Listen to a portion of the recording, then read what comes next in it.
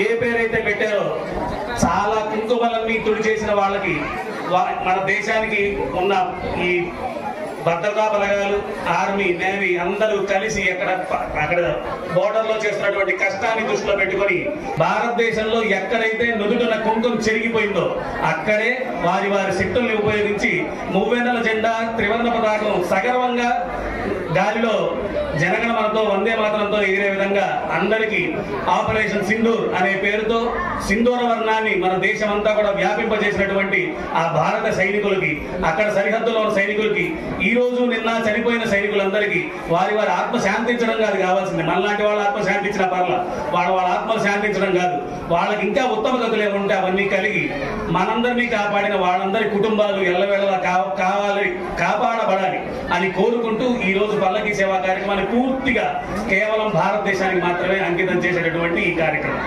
కాబట్టి మీ అందరూ కూడా సహకరించి మీ అందరికీ చేతుల్లో మూవెన్నెల జెండాని ఇస్తారు. అది పట్టుకొని గోవిందనామం చెప్పండి. అందులో మార్పులు ఏమి లేవు, గోవిందనామమే చెప్పండి.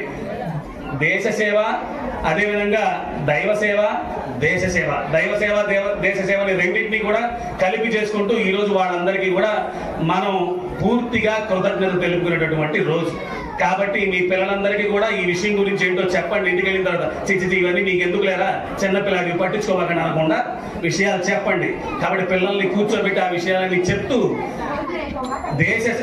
దేవుడి దగ్గర ఉన్న మన సొంత లాభం కోసం వచ్చి మనం కోరుకునే కోరికలతో పాటు దేశ సేవ విషయంలో కూడా వాళ్లకు చిన్న అవగాహన కల్పించడం కోసం ఇలాంటి ఇంతమంది వచ్చే భక్తులు ఉండే ప్రదేశంలో ఇట్లాంటి ఏర్పాటు చేయడానికి కారణం.